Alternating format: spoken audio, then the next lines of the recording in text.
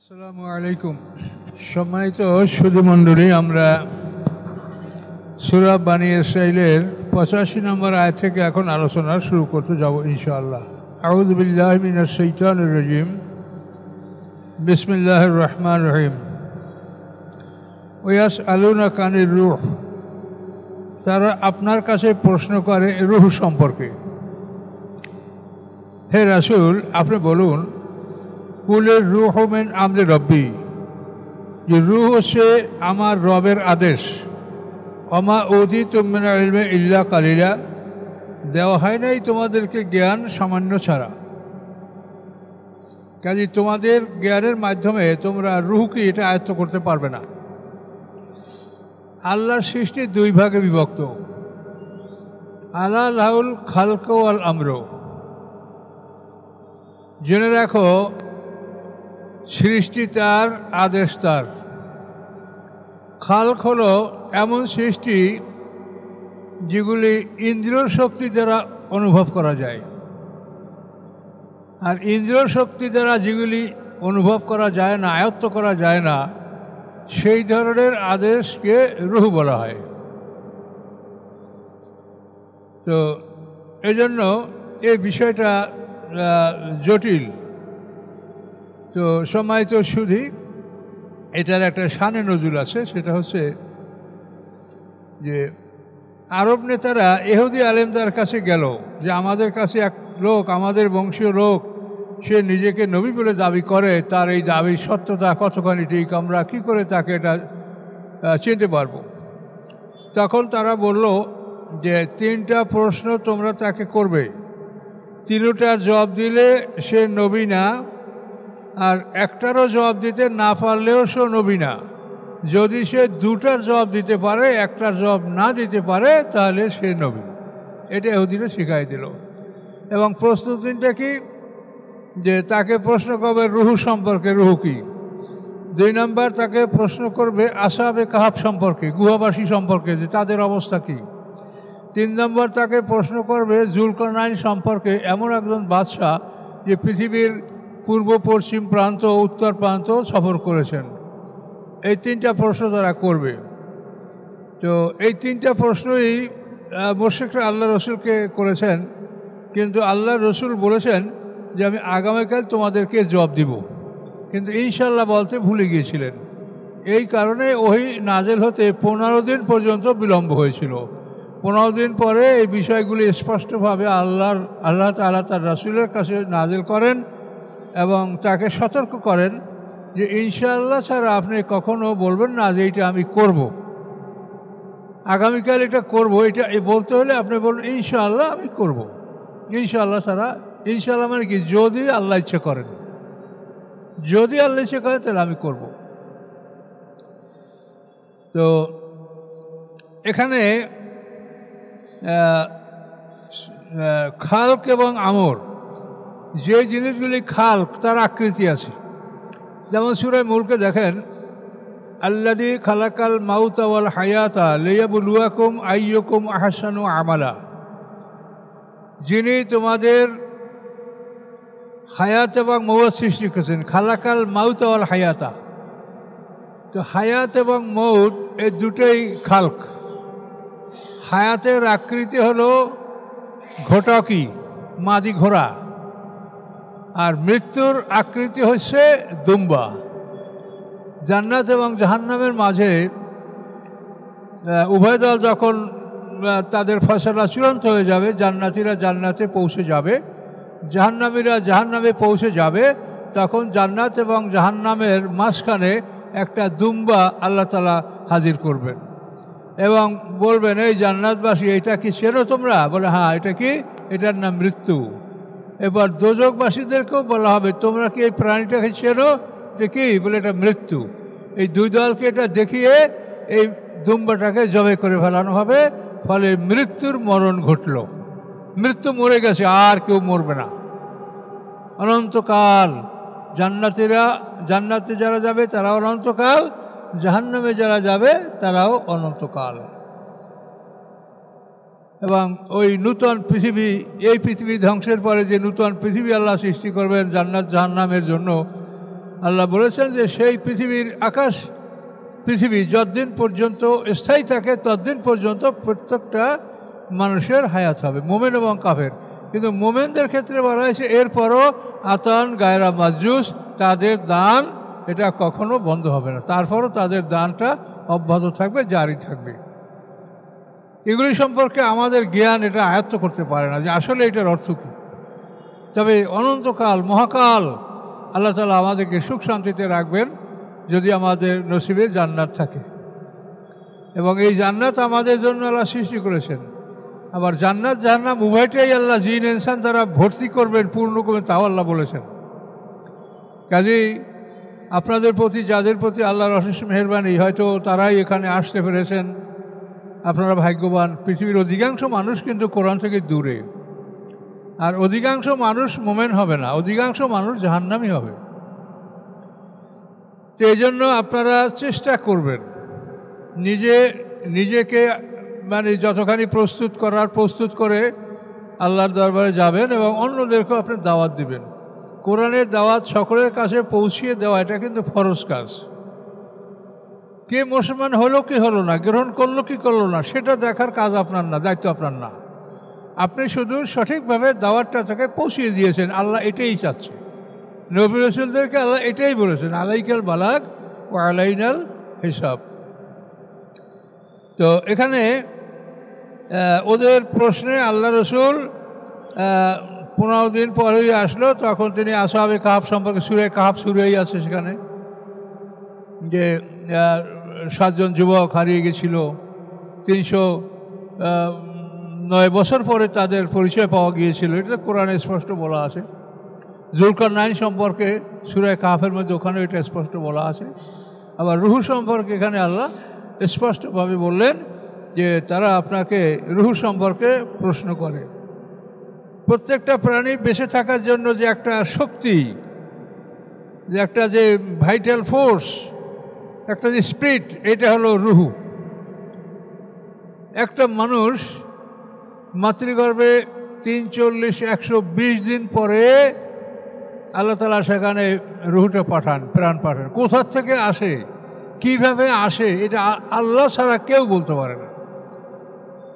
3টা পর্দার ভিতরে মানুষের জন্ম প্রক্রিয়া আল্লাহ তাআলা এই যে ভ্রূণ, এটাকে ডেভেলপ করেন ধীরে ধীরে। ওখানে সেই স্পার্ম ওভাম মানে শুক্রকীট ডিম্বকোষ এর সংযোজনের পরে ধীরে ধীরে ভ্রূণ এটা আস্তে আস্তে সেটা যে ডেভেলপ করে 4 মাস, 340-120 দিন, এই 120 দিনে আল্লাহ তাআলা সেখানে প্রাণ ঢুকিয়ে দেন। প্রথম 40 দিনে এই ফ্লুইড বা সিমেন্স বীজটা এটা জমাট রক্তের আকার ধারণ করে। দ্বিতীয় 40 দিনে এটা এক টুকরা গোশতের আকার ধারণ করে। তৃতীয় 40 দিন এটা এই গোশত থেকে একটা হাড্ডির অবকাঠামো তৈরি হয়। এরপরে আল্লাহ সেখানে রূহ পাঠান। কোথা থেকে পাঠান, কিভাবে পাঠান আমরা জানি না। আবার যখন আমাদের মৃত্যু হয়, যে কি যে যায় দেখি আমরা একটু মুখ নড়ে উঠেছি, কি গেল, সে তো লাইফ সাপোর্টে থাকে, সব কিছু আটকা থাকে, তারপর কি গেল, এই যে চলেই যাচ্ছে আমাদেরকে আমাদের অজান্তে, এই শক্তিটা আমরা কি, এটা আমরা কিছু জানি না, আমরা এটাকে মানি। এবং এই রূহের কারণে প্রত্যেকটা প্রাণী বেঁচে থাকে। রূহ যখন না থাকে, এই রূহের সাথে আরও 3টে আছে নার্ভস, এই 4টা spiritual part of the body, দেহের যেটা মানে আভ্যন্তরীণ অংশ, যেটা ফিজিক্যাল পার্ট হলো আমাদের পানি, মাটি, আগুন, বাতাস, আর স্পিরিচুয়াল পার্ট হলো নফসে মুতমাইন্না, নফসে লাওয়ামা, নফসে আম্মারা, রূহ। এই 8টা জিনিসের সমন্বয়ে আমরা মানুষ। মানে আমাদের এই 8টা জিনিস যখন একত্রে থাকে, তখন সেটা মনে করেন এই যে বিদ্যুতের তার ধনাত্মক ঋণাত্মক 2টা তার যখন একসঙ্গে থাকে তখন আলোটা জ্বলে, আর একটা তারকে পৃথক করলেই শেষ, আর কোনোটাই জ্বলবে না। তো মানুষের জীবন মরণ এতটুকুই, যে আমাদের থেকে যদি এই সংযোগটা বিচ্ছিন্ন হয়ে যায়, অর্থাৎ নফস এবং রূহের সাথে আমাদের দেহের সংযোগ বিচ্ছিন্ন হয়ে গেলেই লাশ। তখন আমার নাম লাশ, আপনার নাম লাশ। তো এই রূহ সম্পর্কে আমরা কিছুই বলতে পারি না, কেউ বলতে পারে না যে এটা কী, কোন জিনিস, কোথা থেকে আসে, কোথায় যায়, কোথায় থাকে। এটা একমাত্র আল্লাহর ব্যাপার। আল্লাহ বলছেন যে তোমাদেরকে সামান্য জ্ঞান দান করা হয়েছে, এর মাধ্যমে তোমরা রূহ সম্পর্কে তোমরা জানতে পারবে না, বুঝতে পারবে না।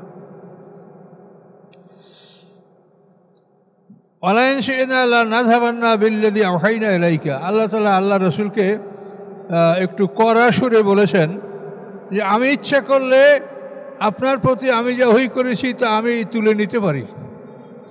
আপনার অন্তরে যে ওহীটা আমি ঢেলে দিয়েছি, আপনার অন্তরে এটা এনগ্রেভড হয়ে গেছে, মানে পাথর খোদার মতো আপনার হৃদয়ে বসে গেছে, আপনি ভুলছেন না। আল্লাহ বলেন আমি ইচ্ছা করলে এটা আপনার থেকে আমি তুলে নিতে পারি। সুম্মা লা তাজিদু লাকা আলাইনা লা তাজিদু লাকা বিহি আলাইনা ওয়াকিলা, যদি আমি এই কাজ করি তাহলে আপনি আমার মোকাবেলায় কোনো অভিভাবক পাবেন না যে এটার প্রতিকার কেউ করবে, এমন কাউকে আপনি পৃথিবীতে খুঁজে পাবেন না। তখন আল্লাহ বলেন যে ইল্লা রহমাতাম মির রব্বিক, যে আপনার রবের রহমত, আপনার রবের দয়া আপনার উপরে, এই দয়ার কারণেই আপনাকে এই নিয়ামত আল্লাহ দান করেছেন। ইন্না ফাদলাহু কানা আলাইকা কাবীরা, নিশ্চয়ই আল্লাহর অনুগ্রহ আপনার উপরে অতি বড়, সবচেয়ে বড়, যে আপনার প্রতি আল্লাহ অনুগ্রহ করেছেন। আপনি এতিম, আপনার মধ্যে যে আল্লাহ তাআলা এই জিনিস দান করবেন এবং সারা বিশ্বের সর্বশ্রেষ্ঠ মানুষ হিসাবে আপনি সম্মানিত হবেন, দুনিয়া আখিরাতের শ্রেষ্ঠ মানব আপনি, কাজে এটা আল্লাহর রহমত আপনার উপরে। এটা কেউ চেয়েও নিতে পারে না, এটা কেউ অর্জনও করতে পারে না, এটা শুধু আল্লাহর রহমত। কুল, আপনি বলুন, লাইন ইসলামাতেল ইনসু ওয়াল জিন্ন, যদি একত্রিত হয় সমস্ত মানুষ এবং জিন জাতি,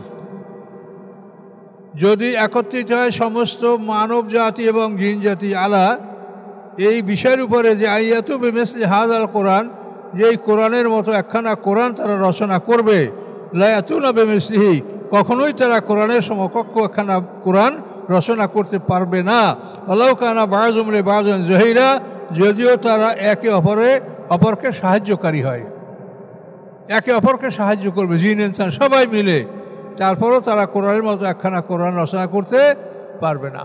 এই চ্যালেঞ্জের উপরে কোরআন পৃথিবীতে আজকে হাজার হাজার বছর পর্যন্ত আছে, কিয়ামত পর্যন্ত থাকবে এই চ্যালেঞ্জ। যদি তোমরা মনে করো যে এই কোরআন মুহাম্মদ সাল্লাল্লাহু আলাইহি ওয়াসাল্লাম রচনা করেছে, তো মুহাম্মদ সাল্লাল্লাহু আলাইহি ওয়াসাল্লাম তো একা, আর তোমরা সারা পৃথিবীর মানুষ, সারা পৃথিবীর জিন, সবাই মিলে তোমরা করে দেখো।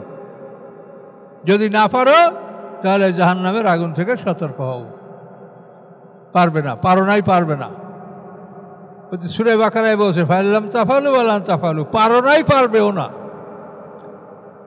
প্রথম বলছে পুরা কোরআন, তারপর হচ্ছে ফাতুবি আশারে সুয়ারে মিসলি, কোরআনের সূরাগুলির মতো 10টা সূরা আনো, পারলে না। যদি তা না পারো তো ফাতুবে সূরাতে মিসলি, একটা ছোট্ট সূরার অনুরূপ একটা সূরা রচনা করে দেখাও। পারলেও না, পারবেও না।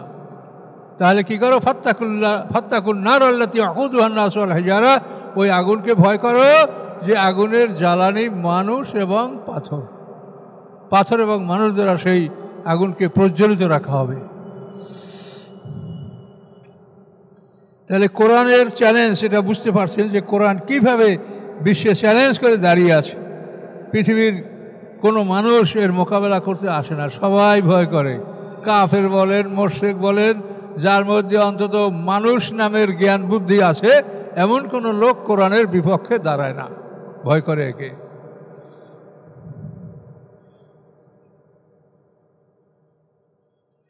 ওয়ালাকাদ সাররাফনা লিন-নাসি ফি হাযাল কুরআনি মিন কুল্লি মাসাল, আল্লাহ বলেন আমি বর্ণনা করেছি মানুষের জন্য এই কোরআনের মধ্যে সমস্ত দৃষ্টান্তগুলি। মাসাল শব্দের অর্থ বোঝায় যে এমন কিছু যার দ্বারা মানুষের মনে সন্দেহ সৃষ্টি হয়, যে কথা বা কাজে মানুষের মধ্যে সন্দেহ সৃষ্টি হয়, এটাকে বলা হয় মাসাল। কোরআনে সূরা ফুরকানের 33 নম্বর আয়াতে আল্লাহ বলেছেন যে ওলা ইয়াতুনাকা বিমাসালিন ইল্লা জিনাকা বিল হাক্কি ওয়া আহসানা তাফসীরা, যে ওরা যে কোনো সন্দেহ উদ্রেককারী বস্তু আপনার কাছে উপস্থিত করে, আমি সত্যকে প্রকাশ করব, হক মানে যাতে সন্দেহ দূর করে, ও আহসানা তাফসীরা, এবং তার উত্তম ব্যাখ্যা আমি আপনাকে দান করব। কাজে মাসাল বলতে যে জিনিস মানুষের মধ্যে সন্দেহ সৃষ্টি করে, তাই আল্লাহ বলেন যে আমি বর্ণনা করেছি মানুষের জন্য এই কোরআনের মধ্যে সকল দৃষ্টান্ত, আবা আকসারুন্নাস ইল্লা কুফুরা, কিন্তু মানুষেরা কুফরি ছাড়া আর সবই অস্বীকার করলো। একটা বিষয় রাজি হলো কি, আমরা কুফরি করব। কথা বলতে পারছেন? মানুষেরা সব কিছু অস্বীকার করলো কুফরি ছাড়া, যে আমরা কুফরি করব, আল্লাহর অবাধ্য হব, এইটা আর সব অস্বীকার। অকাল, এবং তারা বলল লা নুমিনা লাকা হাত্তা তাফজুরা লানা আরদা মিন ইয়ানবুয়া, তারা বলল আমরা কখনোই আপনার প্রতি ঈমান আনবো না যতক্ষণ আপনি প্রবাহিত করবেন আমাদের জন্য পৃথিবী থেকে একটা ঝর্ণা। আমাদের এই মক্কায় পানির অভাব, নদী নহর নাই, নদী নালা নাই, আপনি আমাদের জন্য এই মক্কা শহরে একটা ঝর্ণা প্রবাহিত করে দেন। মুহাম্মদ সাল্লামকে এটা ওরা বলল। অথবা আও তাকুন এলাকা জান্নাতুম মিন নাখিলিন ওয়া ইনাব, অথবা হবে আপনার জন্য একটা বাগান, খেজুর গাছের, আঙ্গুর গাছের একটা বাগান আপনার জন্য, স্পেশাল বাগান হবে। তাফজুরা আনহারা খেলালাহা, এবং সেই বাগানের মাঝখান থেকে আপনি নহর প্রবাহিত করবেন। আও তুসকিতাস সামা আলাইনা কামা জামতা কিসাফা, অথবা আপনি আমাদের উপরে আকাশের খণ্ড বর্ষণ করুন, টুকরা টুকরা করে আকাশ আমাদের মাথার উপরে ফেলে দেন। আও তাতিয়া বিল্লাহিল মালাইকাতে কাবিলা, অথবা আপনি উপস্থিত করেন আল্লাহ এবং ফেরেশতাকে এক কাতারে। এইসব প্রশ্ন কাফেররা মুহাম্মদ সাল্লাল্লাহু আলাইহি করেছে, এবং এই ব্যাপারে বিশেষ করে আব্দুল্লাহ ইবনে আবি উমাইয়া, আল্লাহ রসুলের ফুফাতো ভাই আব্দুল্লাহ ইবনে আবি উমাইয়া, আতেকার সন্তান, সেই লোকটাই আল্লাহ রসুলকে এই ধরনের কঠিন প্রশ্ন করেছিল যে এগুলো আপনি আমাকে করে দেখান। কিন্তু করে দেখালে কি হবে, ঈমান আনবে? কখনোই না। যদি ঈমান আনতো তাহলে আল্লাহ রসুল আকাশের চাঁদকে দ্বিখণ্ডিত করে দেখালেন, তাতে ওরা ঈমান আনলো না। ঈমান আর আনবে না। মুজিজা দেখে কোনো মানুষ ঈমান আনে না। ঈমান আনলে তাদের জ্ঞানের সদ্ব্যবহারের মাধ্যমেই ঈমান আনতে পারে। মুজিজা ঈমান আনে না। ঈসা আলাইহিস সালাম মরা মানুষ কবর থেকে জীবিত করে দেখাইছেন, এর চাইতে বড় মুজিজা পৃথিবীতে কি হতে পারে বলেন? জন্মান্ধ, এই জন্মান্ধর চোখে হাত বুলালে সে চক্ষু লাভ করত, কুষ্ঠরোগ ভালো হতো। ঈসা আলাইহিস সালামকে আল্লাহ যে ক্ষমতা দান করেছিলেন, এর চাইতে মুজিজা পৃথিবীতে কিছু থাকতে পারে না। কিন্তু ইহুদিরা শেষ পর্যন্ত তাকে হত্যা করার জন্য ষড়যন্ত্র করলো, আল্লাহ তাকে আসমানে তুলে নিলেন। কাজে মুজিজা দ্বারা কোনো মানুষের হেদায়েত আসে না। হেদায়েতের জন্য এই কোরআনই যথেষ্ট, কোরআনের জ্ঞান যথেষ্ট। হেদায়েত আসলে এখান থেকেই আসবে, আর যদি না আসে তো মুজিজায় আসবে না। আও ইয়াকুনা লাকা বাইতুম মিন যুখরফিন, অথবা আপনার জন্য হবে একটা স্বর্ণের ঘর, স্বর্ণের নির্মিত ঘর। আও তারকা ফিস সামা, অথবা আপনি আকাশে আরোহণ করবেন। ওয়ালা নুমিনা লিরুকিয়াকা, আর আপনার আরোহণ সম্পর্কে আমরা বিশ্বাস করব না হাত্তা তুনাজ্জিলা আলাইনা কিতাবান, যতক্ষণ না আপনি আমাদের উপর একটা কিতাব নাযিল করবেন। আপনার আকাশে আরোহণ করে আমাদের কাছে কিতাব নাযিল করবেন, ওনারা সবাই নবী হবে। আচ্ছা আছেন নাকরাউহু, সেই কিতাবটা আমরা পড়ে দেখব। আপনি আকাশে উঠে আমাদের উপরে কিতাব নাযিল, মানে একটা অন্তত চিঠি আমাদেরকে দেবেন, আমরা পড়ে দেখব যে আপনি রসুল কিনা, আপনার পক্ষে এটা সাক্ষী দেওয়া আছে কিনা। এইসব প্রশ্নের উপরে আল্লাহ রসুল কি বললেন? কুল, আপনি বলুন সুবহানা রব্বি, পবিত্রতা আমার রবের, হাল কুনতু ইল্লা বাশারার রাসূলা, আমি মানব রসুল ছাড়া আর কিছু নই। আমি মানব রসুল, আমি আর কিছু নই। কাজে বিশ্বাস হলে তোমরা বিশ্বাস করো, আর বিশ্বাস না করলে আল্লাহর কাছে যাও, পালাতে পারবে না, কেউ পালাতে পারবে না। মৃত্যুর সাথে সাথে আমাদের নফস রুহু এই ফেরেশতারা হয়তো ইল্লেনে অথবা সিজ্জিনে এই কারাগারে আবদ্ধ করে রাখবে। কঠিন প্রহরী, মানে অত্যন্ত মানে স্ট্রং হোল্ড, মানে সাংঘাতিক সুরক্ষিত জায়গায় আমাদেরকে রাখা হবে, কেউ হারিয়ে যাবে না, পালিয়ে যেতে পারবে না। আমা মানান নাসা আন ইউমিনু ইয জাআহুমুল হুদা, মানুষকে অন্য কিছুই নিষেধ করে নাই তাদের কাছে হেদায়েত আসার পরে যে তারা হেদায়েত গ্রহণ করলো না, এটা কোনো কিছুই তাদেরকে বারণ করে নাই। বরং কিসে বারণ করেছে? ইল্লান কলু, বরং তারা বলেছে বাশাল্লাহু বাশারার রাসূলা, আল্লাহ তাআলা কি মানুষের মধ্যে রসুল পাঠিয়েছেন? রসুল হবে ফেরেশতা, রসুল হবে জিন, নূরের তৈরি। কথা বলতে পারছেন? আমি কিন্তু এটা আপনাদেরকে ব্যাখ্যা দিয়েছি যে ফেরেশতারা নূরের তৈরি এর মানেই তারা মানুষের সম্মানিত না। নূরের তৈরি হওয়ার কারণ হলো তারা হলো আমাদের বডিগার্ড, যেটা স্পষ্ট কোরআনে আছে, আলাইকুম লাহাফিজিনা কিরামান কাতিবিনা ইয়ালামুনা মা তাফআলুন। প্রত্যেকটা মানুষের উপরে বডিগার্ড, আল্লাহর পক্ষ থেকে পাহারা ফেরেশতা, তাদের নাম হলো কিরামান কাতিবিন, সম্মানিত লেখক দল। তারা লেখেও আর আমাদেরকে ডান বাম সামনে পিছন থেকে পাহারাও দেয়। আল্লাহ যে পরিমাণ আদেশ দেয় সেই পরিমাণ পাহারা দেয়। অনেকের পাহারায় দেখে যে ত্রুটি, যে ফেরেশতায় পাহারা দেয়, আমার ক্ষতি হলো কেমনে, কিন্তু এই ইয়াহফাজুনাহু মিন আমরিল্লাহ কথাটা বলা আছে যে তারা মানুষকে সুরক্ষা দেয় আল্লাহর আদেশ ক্রমে। আল্লাহ যে পরিমাণ সুরক্ষা দেওয়ার জন্য আল্লাহ ফেরেশতাকে বলেছেন, আপনি সেই পরিমাণ সুরক্ষা পাবেন। আপনি এটা মনে করলে চলবে না যে ফেরেশতা তো সবই পারে, তো আমার এইটা হলো কেন, এটা তো ফেরেশতারা সুরক্ষা দিল না কেন। কিন্তু ওখানে বলা আছে কি ইয়াহফাজুনাহু মিন আমরিল্লাহ। এই ফেরেশতারা নূরের তৈরি, তার কারণ হলো যে তারা হচ্ছে আমাদের বডিগার্ড। আমাদের শত্রু হলো জিন জাতি, যারা আগুনের তৈরি।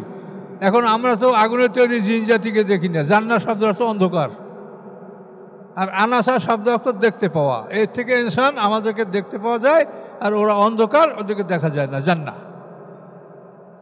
তো এখন যেই জাতি আগুনের তৈরি তারা হলো আমাদের শত্রু। তো তাদের মোকাবেলা করার জন্য যদি আরও শক্তিশালী পাহারাদার না হয় তাহলে পাহারা দিতে পারবে? কাজে এই জন্য আল্লাহ নূরের তৈরি ফেরেশতা বানিয়েছেন, ওই আমাদের পাহারাদার, ওই শয়তানকে তাড়াবার জন্য, শয়তান থেকে আমাদেরকে সুরক্ষা দেওয়ার জন্য। কি কথা বুঝতে পারছেন? তো ওরা হচ্ছে আগুনের তৈরি আর ফেরেশতা হচ্ছে নূরের তৈরি। অর্থাৎ আগুনের চাইতে, মানে পেট্রোলের চাইতে অক্টেন যেরকম শক্তিশালী, ওরকম আগুনের চাইতে নূর শক্তিশালী। এই জন্য ফেরেশতাদেরকে আল্লাহ নূর দ্বারা তৈরি করছেন। আর একদল মানে নির্বোধ মানুষ তারা বলে যে মুহাম্মদ সাল্লাল্লাহু নূরের তৈরি। নাউজুবিল্লাহ। নূরের তৈরি হইলে কি সে সম্মানিত হয়? নূরের তৈরি ফেরেশতা তো তোমার পাহারাদার। তুমি তো জানো না নিজের মর্যাদা। যে নিজেকে চেনে না সে কিছুই চেনে না। নো দাই সেলফ, নিজেকে চেনার চেষ্টা করেন, তাহলেই অনেক কিছু জ্ঞান আপনি লাভ করতে পারবেন।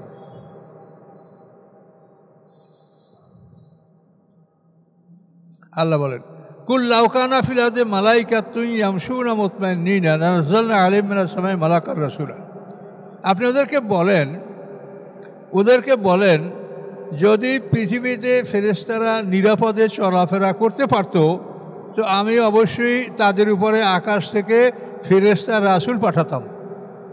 ফেরেশতাদের জন্য এই পৃথিবীতে নিরাপদ চলাচল জায়গা নাই। ঢাকা বিমানবন্দর আমাদের, সেখানে কি F-16 বিমান উঠতে পারবে? B-2 ফাইটার বিমান আমাদের এয়ারপোর্টে নামতে পারবে? হ্যাঁ? ইলিশ মাছ কি পুকুরে চাষ করা যায়? কেন যায় না? ইলিশ মাছের দৌড় দিবে, দৌড় দিয়ে ডাঙ্গায় উঠে যাবে। কেন? ওই পুকুরে ইলিশ মাছের দৌড় পোষাবে না। আমার পুকুরে, আমার মাদার পুকুরে কাটানোর পরে নূতন পানি ঢুকাইছি, ইলিশ মাছ ঢুকছে। কিন্তু যখন মাছ একটু একটু হয়েছে, 9 ইঞ্চি 10 ইঞ্চি হয়েছে, তখন সব মাছগুলো দৌড় দিয়ে ডাঙ্গায় উঠে গেছে, মানুষের পাইয়া ধরে নিছে। এই ডাঙ্গায় উঠলো কেন? যে ইলিশ মাছের জন্য এই পুকুর না, ওর জন্য নদী সমুদ্র বিশাল এলাকা লাগবে। ও দৌড় দিয়ে কয়েক কিলোমিটার এক দৌড়ে যাবে, তার না এর আগে থামবে না। ফেরেশতার যে গতি, তারা তো এখানে ডানাই মেলতে পারবে না এই পৃথিবীতে। তারা যদি অরিজিনাল আকৃতিতে পৃথিবীতে আসে, তাই পৃথিবীতে ডানা মেলার জায়গায় থাকবে না। এই জন্য আল্লাহ বলেন যে ফেরেশতা যদি পৃথিবীতে চলাচল নিরাপদ হতো, তাহলে আমি পৃথিবীতে ফেরেশতা রাসূল পাঠাতাম। তোমরা তো আহম্মক, জানো না যে ফেরেশতা কী জিনিস। জানলে তোমরা এটা বলতে না। তোমরা তোমাদের মতো বুঝি ফেরেশতা না। তারা বিশাল কায়ের, বিশাল জায়গা, তারা আকাশ থেকে জমিন পর্যন্ত সপ্ত আকাশের এর মধ্যে তারা চলাচল করে, বিচরণ করে। মুহূর্তের মধ্যে তারা সিদরাতুল মুনতাহা যায়, মুহূর্তের মধ্যে পৃথিবীতে আসে এবং আল্লাহর বিভিন্ন ডিউটি তারা করে। কাজে এই ফেরেশতা পৃথিবীতে চলা কোনো মতেই নিরাপদ নয়। আর মানুষের রাগ করলে তোমার একটা থাপ্পড় দিলে তুমি ওটা দিতে পারবা, আর ফেরেশতা রাগ করে যদি একটা থাপ্পড় দেয় তোমরা সবাই মরে যাবা। তাহলে ফেরেশতা কী করে তোমাদের রাসূল হতে পারে? এটা বোকামি ছাড়া কিছু। কুল কাফা বিল্লাহি শাহিদাম বাইনি ওয়া বাইনাকুম, আপনি বলেন তোমাদের এবং আমাদের মাঝে সাক্ষী হিসাবে আল্লাহ যথেষ্ট। ইন্নাহু কানা বিবাদি খাবীরাম বাসীরা, নিশ্চয়ই তিনি তার বান্দাদের সম্পর্কে খবরও রাখেন এবং সব কিছু দেখেন। মা ইয়াহদিল্লাহু ফাহুয়াল মুহতাদ, যাকে আল্লাহ হেদায়েত দান করেন সেই হেদায়েত প্রাপ্ত হয়। ওমা ইউদলিল, এবং যাকে আল্লাহ বিপথগামী করেন ফালান তাজিদা লাহুম আউলিয়া, আপনি তাদের জন্য কোনো অভিভাবক পাবেন না আল্লাহ ব্যতীত। ওয়া নাহশুরুহুম ইয়াওমাল কিয়ামাতে, এবং উপস্থিত করব আমি তাদেরকে কিয়ামতের দিন আলা উজুহিহিম, যে তারা মুখমণ্ডলে ভর করে উঠবে, তাদের পা থাকবে উপরে, মুখমণ্ডল থাকবে মাটিতে, এভাবে আমি হাসরের ময়দানে তাদেরকে তুলব। এবং সাথে সাথে উমিয়া, তারা অন্ধ, বুকমা, তারা নির্বাক, সুম্মা, তারা বধির, তারা মানে অন্ধ, বধির, তারপরে নির্বাক, এই তিন অবস্থা, এবং তারপরে মাথা নিচের দিকে পা উপরের দিকে, এই অবস্থায় আমি হাসরের ময়দানে তাদেরকে তুলব। কি ভয়ঙ্কর কথা দেখেন, আল্লাহর কথা, আল্লাহ মুখে যা বলে এটা করবেন তিনি। এরপরে অবস্থা কি হবে? মাওয়াহুম জাহান্নাম, ঠিকানা হবে তাদেরকে, ঠিকানা হবে তাদের জাহান্নাম। কুল্লামা খাবাত জিদনাহুম সাইরা, যখন এই আগুনটা একটু নিষ্প্রভ হবে, যখন আগুনটা একটু নিভু নিভু হবে, আমি তার প্রজ্বলন বাড়িয়ে দেব। আগুন যদি একটু নিভু নিভু হয়, তার তেজটা কমে, আল্লাহ বলেন আমি তার আগুনের তেজ গতি আমি ফেরেশতাদের মাধ্যমে বাড়িয়ে দেব। আল্লাহ বলেন যালিকা জাযাহুম বিআন্নাহুম কাফারু, এই ঘোষণা আমার, এই শাস্তি আমি তাদেরকে দিব। বধির, বোবা, অন্ধ হিসাবে চলবো, পা থাকবে উপরে, মাথা থাকবে নিচে, এইভাবে অধমুখ অবস্থায় তারা হাসরের ময়দানে উঠবে। এটা কেন? বিআন্নাহুম কাফারু বিআয়াতিনা, যে নিশ্চয়ই তারা আমার আয়াতগুলিকে অস্বীকার করেছে। অকল, এবং তারা বলেছে আয়েজা কুন্না ইযামা রুফাতা, যখন আমরা হাড্ডিতে পরিণত হব, চূর্ণ বিচূর্ণ হব, আইন্না মাবউসুনা খালকান জাদীদা, তখন কি আমরা নূতন করে আবার সৃষ্টি হব? আমাদের হাড্ডিগুলি বুসিদা হয়ে যাবে, জরাজীর্ণ হয়ে যাবে, গুঁড়া গুঁড়া হয়ে যাবে, হ্যাঁ, এরপরেও কি আমরা পুনরায় জীবিত হব? আওয়ালাম ইয়ারাও, আল্লাহ বলেন তারা কি দেখে না, আন্নাল্লাহ আল্লাযী খালাকাস সামাওয়াতি ওয়াল আরদা, নিশ্চয়ই যিনি এই আকাশ পৃথিবী সৃষ্টি করেছেন। আকাশ কত বড়, কোথায় আকাশ? আজ পর্যন্ত কি এটা বিজ্ঞানীরা বলতে পারছে যে আকাশ কোথায়? এর কোনো খবর নাই। এই পৃথিবী থেকে চাঁদ থেকে মঙ্গল, এটা তো একটা গ্যালাক্সির মধ্যে এগুলি সব, তার মধ্যে এই পর্যন্ত মানুষের গতি শেষ। আর আল্লাহ রসুল মেরাজে সপ্ত আকাশ পাড়ি দিয়ে তিনি সিদরাতুল মুনতাহায়, সেখানে তাকে লাল গালিচা অভ্যর্থনা জানানো হয়েছে। কোরআনে স্পষ্টগুলি বলা আছে। আল্লাহ বলেন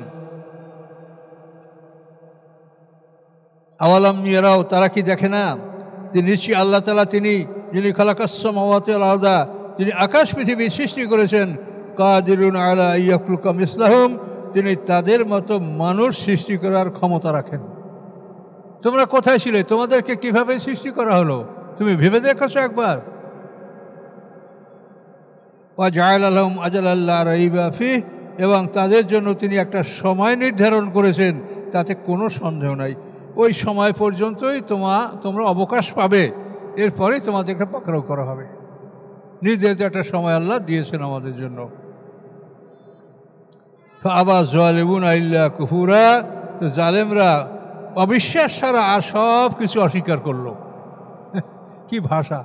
অবিশ্বাস ছাড়া তারা সব কিছু অস্বীকার করলো। কুল, আপনি বলুন, লাউ আনতুম তামলিকুনা খাজাইনা রহমাতে রব্বি ইযাল্লাম সাকতুম খাশিয়াতাল ফাক, আপনি বলেন যে তোমাদের স্বভাব তো এই যে পৃথিবীর রহমতের ভাণ্ডারের তোমরা যদি মালিক হতে, আমার রবের রহমতের ভাণ্ডারের যদি তোমরা মালিক হতে, যে আমার এই রবের রহমতও তোমরা খরচ করতে না, তোমরা কৃপণতা করতে, যে খাশিয়াতাল ইনফাক, যে ফুরিয়ে যাবে। আল্লাহর নিয়ামত এটা কোনোদিন ফুরায় না। মায়েন্দাকুম ইয়াংফাদু আমা ইনদাল্লাহে বাক, আল্লাহ বলেন তোমাদের কাছে যেটা আছে এটা খরচ করতে করতে শেষ হয়ে যাবে, এবং আল্লাহর কাছে যা আছে এটা অবশিষ্ট। তিনি সব দান করলো, আবার সবই পরিপূর্ণ, তার কোনো কিছু কমবে না, তা আল্লাহ বলেন এই কাফেরদেরকে যদি আমার রহমতের ভাণ্ডার দান করতাম তো তাও তারা শেষ হয়ে যাওয়ার ভয়ে তারা ব্যয় করতো না। অকানুল ইনসানু কাতুরা, এবং নিশ্চয়ই মানুষ অতি কৃপণ, অতিশয় কৃপণ মানুষ, কাতুরা। তো এই জন্য আল্লাহ তাআলা আমাদেরকে কৃপণতা বর্জন করতে বলছেন, যেভাবে আল্লাহ ব্যয় করতে বলছেন সেইভাবে সম্পদ আমরা সবাই ব্যয় করার জন্য নিয়াত করব, চেষ্টা করব। তো আমরা আজকে 2 রুকু হয়ে গেছে।